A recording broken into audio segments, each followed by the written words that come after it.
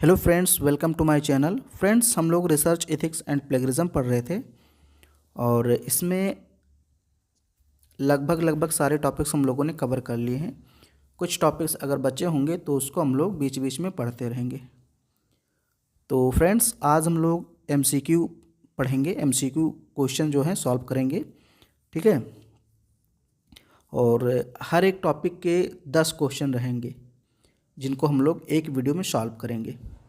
Question सारे English में रहेंगे, लेकिन मैं उसका हिंदी भी बताता चलूँगा अच्छे से, लाइन टू लाइन एक एक शब्द की हिंदी बता दूँगा। तो आपको घबराना नहीं है। आप हिंदी वाले हैं या इंग्लिश वाले हैं, किसी भी लैंग्वेज के हैं तो आप पढ़ सकते हैं। किसी भी लैंग्वेज कहने का मतलब हिंदी और इंग्लिश दोनों में से, ठीक है। तो चलिए हम लोग कुछ क्वेश्चन सॉल्व करते हैं और ये सारे क्वेश्चंस रिलेटेड होंगे रिसर्च एथिक्स से। यानी जो एथिक्स वाला पहला टॉपिक मैंने आपको पढ़ाया था उसी से सारे क्वेश्चन रिलेटेड होंगे।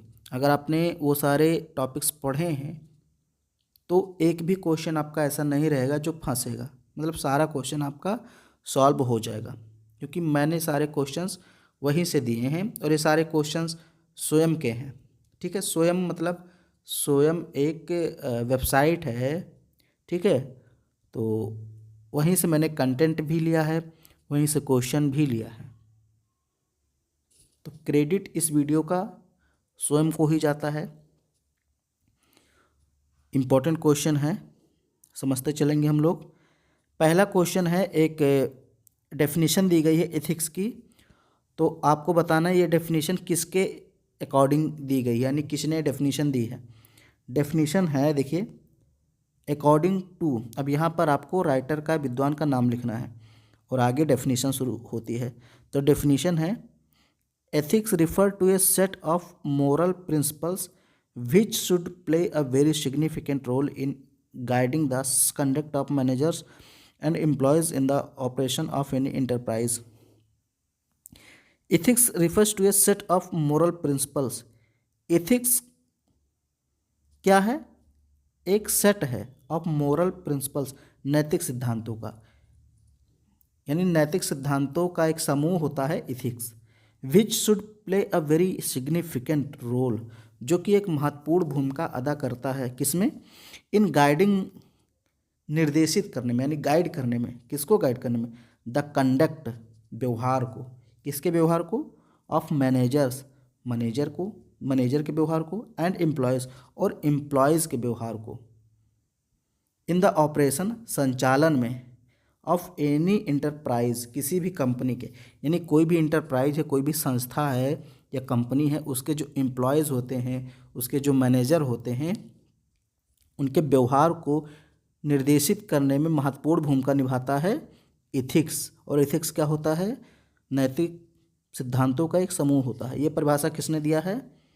तो ये आपको याद रखना है, ये परिभाषा दिया है डेल एस बीच ने, डेल एस बीच ने, ठीक है। ये आपको याद रखना है। सी वाला ऑप्शन सही होगा। यहाँ ए बी सी नहीं लिखा है मैंने ऑप्शन में, लेकिन आप समझ जाइए 4 हैं तो ए बी सी होंगे, तो सी वाला यानी तीसरा वाला सही होगा। दूसरा क्वेश्चन है, कॉन्फिडेंशियलिटी या anonymity privacy is an ethical principle belongs to which stages of research. पहले इन तीनों का मतलब समझ लीजिए। ये एक इथिकल प्रिंसिपल है। कॉन्फिडेंशियलिटी का मतलब होता है गोपनीयता, यानी जब आप रिसर्च करते हैं, डाटा कलेक्ट करते हैं, तो डाटा कलेक्ट करने के दौरान आप क्या करते हैं भाई? शोध करते हैं। तो शोध के लिए आपको डाटा कलेक्ट करना पड़ेगा। डाटा कलेक्ट करते हैं तो कुछ लोगों से जानकारी लेते हैं, इंटरव्यू लेते हैं। तो जो पार्टिसिपेंट होते हैं, यानी जो इंटरव्यू देते हैं, जो डाटा अपना देते हैं, उनकी गोपनीयता बनाए रखना ये आपका कर्तव्य होना चाहिए। यानी आप उनकी गोपनीयता उजागर नहीं करेंगे लोगों के सामने, या पब्लिक नहीं करेंगे। कॉन्फिडेंशियलिटी का मतलब होता है गोपनीयता बनाए रखना। किसकी गोपनीयता? पार्टिसिपेंट्स की, यानी जो आपके शोध में हेल्प कर रहे हैं, जो इंटरव्यू दे रहे हैं, ठीक है, जो पार्टिसिपेट कर रहे हैं आपके शोध में, आपके स्टडी में, उनकी गोपनीयता बनाए रखना। एनोनिमिटी का मतलब होता है अनामता। अनामता मतलब अनाम यानी उनके नाम, उनकी पहचान ना बताना। और प्राइवेसी का मतलब आप जानते हैं, गोपनीय, यानी उनकी सुरक्षा, उनकी गोपनीयता बनाए रखना इज़ एन इथिकल प्रिंसिपल, ये एक नैतिक सिद्धांत है, बिलोंग्स जो संबंधित होता है to which stages of research, research के किस स्टेज से। तो डी वाला इसमें सही होगा, यानी डाटा गैदरिंग एंड एनालिसिस, यानी जब आप डाटा कलेक्ट करते हैं, गैदर मतलब इकट्ठा करना, चाहे कलेक्ट बोलिए चाहे गैदर बोलिए, और उसका एनालिसिस यानी जब डाटा का विश्लेषण करते हैं और डाटा को आप एकत्रित करते हैं, उस स्टेज में आपको ये सारी ज़रूरत होती है कि आप जो है कॉन्फिडेंशियलिटी, एनोनिमिटी और प्राइवेसी बनाए रखें। और एक किससे रिलेटेड होती है, ये रिलेटेड होती है पार्टिसिपेंट्स की। अब इसके बारे में हम एक वीडियो बना देंगे जिसमें आपको सारी चीज़ें डिटेल में बता देंगे कि भाई कॉन्फिडेंशियलिटी क्या होती है, एनोनिमिटी क्या होती है और पार्टिसिपेंट्स कौन होते हैं। फिलहाल आप ये जानिए मोटे मोटे तौर पर कि जब आप शोध करेंगे तो शोध में आपको सर्वे करना पड़ेगा, लोगों के पास जाना पड़ेगा। मान लीजिए आप किसी इतिहास के बारे में, किसी राजा के बारे में जानकारी प्राप्त करना चाहते हैं, तो उस राजा के कोई ना कोई पूर्वज होंगे, उसके आसपास के कोई लोग होंगे, उनसे जाएंगे, जानकारी लेंगे।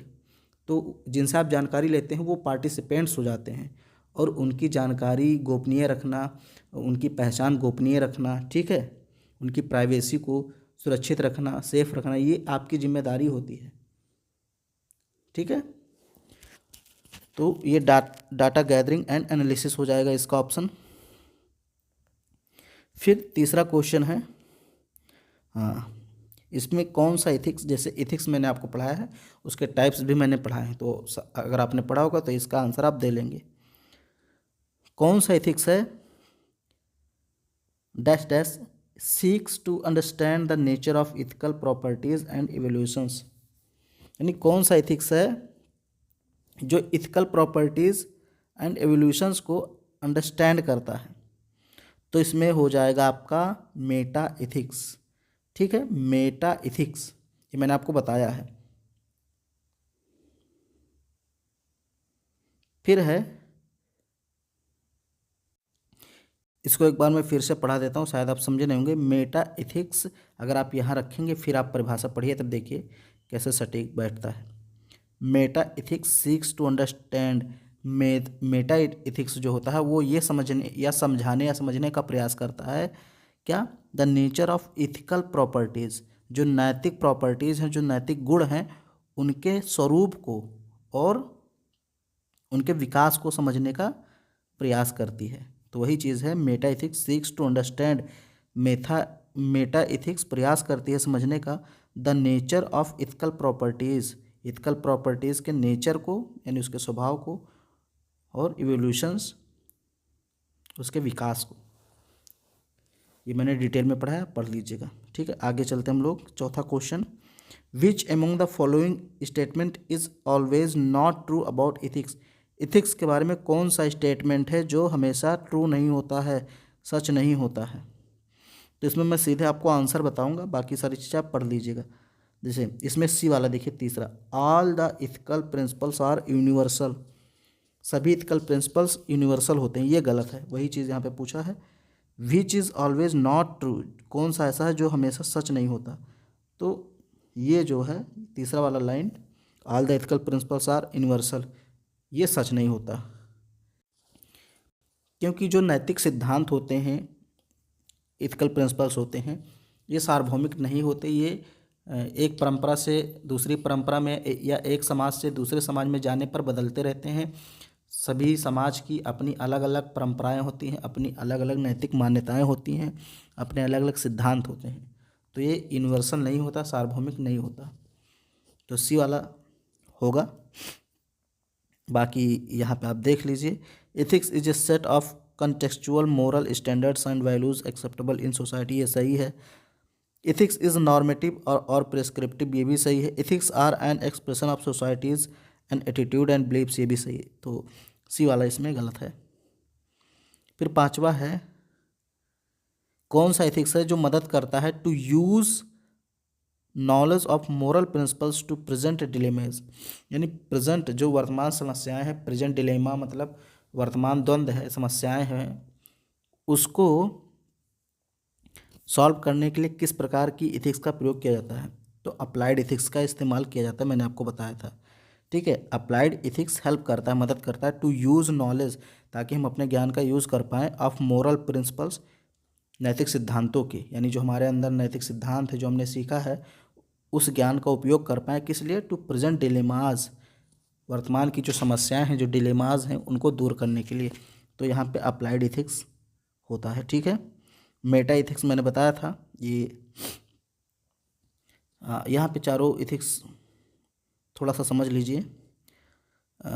जो नॉर्मेटिव इथिक्स पहला वाला इथिक्स होता है, ये बताता है कि सही क्या है, गलत क्या है, और हमें कैसे एक्ट करना चाहिए, समाज में कैसे रहना चाहिए, कैसे बोलना चाहिए, कौन सी चीज़ें गलत होती, कौन सी सही होती हैं। ठीक है, तो नॉर्मेटिव इथिक्स हमें बताता है कि हमें वास्तव में क्या करना चाहिए, what should be do and what should be not do, और हमें क्या नहीं करना चाहिए। ठीक है, ये समाज के द्वारा तय किए गए मूल्यों, नैतिक सिद्धांतों पर ज़्यादा बल देता है, नॉर्मेटिव इथिक्स होता है। जो सोसाइटी जो रीति रिवाज बनाती है, परंपरा बनाती है, उस पर यह डिपेंड करता है।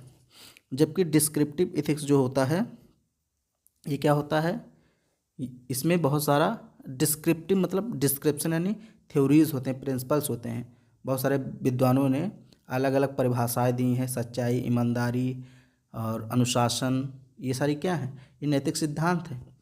तो डिस्क्रिप्टिव इथिक्स में हम लोग सिद्धांतों और नियमों की बात करते हैं जो विभिन्न विद्वानों ने दी हैं। अब इसी का एक बढ़ा हुआ रूप है, डिस्क्रिप्टिव का ही एक थोड़ा सा और आगे का रूप है मेटा इथिक्स। मेटा इथिक्स में क्या करते हैं, हम सिद्धांतों की उत्पत्ति की बात करते हैं कि अगर ईमानदारी है तो कहाँ पे ईमानदारी कैसी होती है, मतलब कोई चीज़ कोई व्यक्ति ईमानदार है तो कैसे है, कोई चीज़ सच है तो कैसे है, तर्क देते हैं उसके पीछे। यानी ईमानदारी शब्द जो है, टर्म्स जो है, उसकी उत्पत्ति की बात करते हैं, उसके इवोल्यूशंस की बात करते हैं, विकास की बात करते हैं। गोपनीयता जैसे एक शब्द आ गया, अभी हम लोगों ने बात किया कॉन्फिडेंशियलिटी, तो वो क्या है, इसकी बात हम लोग मेटा इथिक्स में करते हैं, यानी डिटेल में। अप्लाइड इथिक्स तो आप समझ ही गए, वर्तमान समस्याओं से संबंधित होता है। फिर है what ethical theories privileges morality over rules और लॉ। व्हाट इथिकल थ्योरीज, कौन सी नैतिक थ्योरी यानी कौन सा नैतिक सिद्धांत है, प्रिविलेजेस जो अधिक महत्वपूर्ण है या जो विशेषाधिकार रखता है, ओवर रूल्स और लॉ, रूल्स और लॉ यानी कानून और नियमों के ऊपर, यानी कौन सा ऐसा मोरालिटी है, कौन सी ऐसी नैतिकता है, इथिकल थ्योरी है जो कानून और नियमों से भी बढ़कर होती है, यानी कानून और नियमों पर भी वो उससे भी महत्वपूर्ण होती है। तो वो हो जाता है कॉन्सिक्वेंटलिज्म। ये एक सिद्धांत है, नैतिक सिद्धांत है। ठीक है, इसका मतलब होता है परिणामवाद। परिणामवाद, ये सिद्धांत क्या कहता है, ये कहता है, कॉन्सिक्वेंटलिज्म कहता है कि अगर किसी कार्य का परिणाम अच्छा है, कोई कार्य आपने किया उसका परिणाम अच्छा है, तो वो चीज़ें सही हैं नैतिक रूप से, भले ही कानूनन वो गलत हों। कानूनन गलत है, मान लीजिए कोई कार्य आपने किया, वो कानूनन गलत है, कानून के हिसाब से कानून कहता है, नियम कहता है कि ये गलत है, लेकिन फिर भी उसका परिणाम यानी उसका फल जो है वो सकारात्मक है, लोगों की भलाई के लिए, समाज की भलाई के लिए है, तो उस काम को हम लोग कानून के ऊपर रखेंगे। और ये कॉन्सिक्वेंटलिज्म का सिद्धांत होता है। ठीक है, समझ गए आप लोग। ये सिद्धांत यही कहता है कि कुछ नैतिक मान्यताएं होती हैं, कुछ नैतिक कार्य ऐसे होते हैं जो कानून से भी बड़े होते हैं। जैसे कहते नहीं, वैसे झूठ बोलना तो पाप है, लेकिन अगर झूठ बोलने से किसी का घर बसता है तो झूठ बोल दो। तो वैसे ही अगर नैतिक काम करने से किसी समाज का भला होता है भले ही वो कानून का उल्लंघन करे तो वो चीज़ ठीक होती है। फिर इन विच अनएथिकल स्टडी, किस अनैतिक अध्ययन में the penicillin was not administrated on the patients even if it was discovered and available. तो इसका जो है ऑप्शन यहाँ पे देखिए, न्यूरमबर्ग, जेनोसाइड, तुस्कीज, मिलीग्राम, हेलसिंकी, ये 4 ऑप्शन दिए, इसमें कौन सा होगा? इसमें आपका ऑप्शन द तुस्कीज स्टडी हो जाएगा। ये कुछ मामले हैं और ये इथिक्स के विकास से संबंधित है, ठीक है। तो इसको हम लोग देख लेंगे एक वीडियो में, ये भी चीज़ें आपको डिटेल में पढ़ा दूंगा। फिलहाल यहाँ पे आप ये जानिए कौन सा ऐसा अनएथिकल स्टडी, ये इथिकल जो इथिकल चीज़ें हैं या इथिक्स है, उसकी शुरुआत जब हुई तो बहुत सारे स्टडी किए गए, अध्ययन किए गए तरह तरह की चीज़ों पर। तो ये सारे वही मामले हैं, जैसे Nuremberg genocide, Tuskegee study, Milgram experiment, बहुत सारे एक्सपेरिमेंट किए गए, हेलसिंकी डिलेमा। तो यहाँ पर जो ऑप्शन होगा वो तुस्कीज स्टडी वाला सही होगा।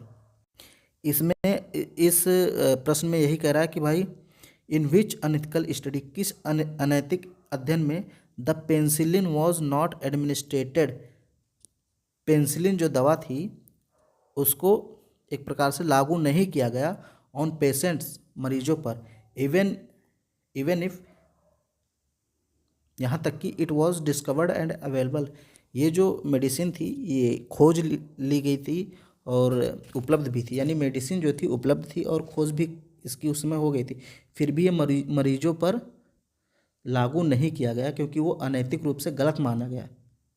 क्योंकि भाई अभी इसकी खोज की गई है और अगर लागू कर दें, मरीजों को दे दें और कहीं गलत हो जाए, मान लो एक्सपेरिमेंट सक्सेसफुल ना हो तो मरीज़ तो मर जाएंगे। तो ये तुस्कीज स्टडी में जो है ये सारी चीज़ें कही गई थी, इसको हम लोग डिटेल में पढ़ लेंगे। फिर researchers should take all responsibility for their contribution to all publications, यानी जो शोधकर्ता हैं, रिसर्चर हैं, उनको सारी जिम्मेदारी लेनी चाहिए फॉर देयर कंट्रीब्यूशंस, अपने योगदानों के लिए, टू ऑल पब्लिकेशंस, सभी पब्लिकेशंस के। तो ये कौन करता है? ये ऑथरशिप करता है, यानी जो लेखकत्व होता है, इसको लेखकत्व बोलते हैं। यानी जो लेखक होता है उसी की सारी जिम्मेदारी होती है, वही सारी रिस्पॉन्सिबिलिटी लेता है। फिर अगला क्वेश्चन है विच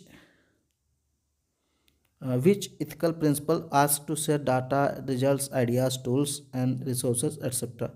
कौन सा इथिकल प्रिंसिपल ये कहता है कि आप जो है data, result, ideas, tools, resources ये सब शेयर करें, मतलब इसको ओपन करें, लोगों के सामने दिखाएं कि आपने शोध करने के दौरान किस प्रकार के डाटा का यूज़ किया है, आपका परिणाम क्या आया, आपका आइडिया क्या, आपने किस प्रकार के टूल्स का उपयोग किया, किस प्रकार के रिसोर्सेज का उपयोग किया, ये सारी चीज़ें आप बताते हैं। तो ये आता है ओपननेस के अंडर, खुलापन।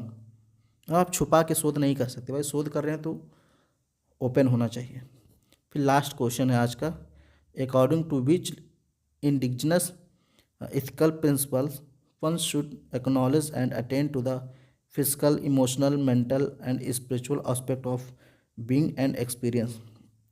इसमें जो है होलिज्म सही होगा, समग्रता, होलिज्म का मतलब होता है समग्रता, ठीक है। तो ये सारी चीज़ें हम लोग बाद में डिस्कस करेंगे। मतलब एक दो क्वेश्चन इसमें हैं जो आप थोड़ा कंफ्यूज होंगे, जैसे तुस्कीज़ वाला है तो एक बड़ा मामला है, केस है, उसको हम लोग अलग से वीडियो में देखेंगे। और ये होलिज्म क्या है इसके बारे में भी हम लोग बात कर लेंगे। तो फिलहाल ये 10 क्वेश्चंस हैं आज के, और अगले 10 क्वेश्चंस हम लोग अगले वीडियो में करेंगे। वीडियो पसंद आए तो उसको लाइक, शेयर, सब्सक्राइब जरूर करें।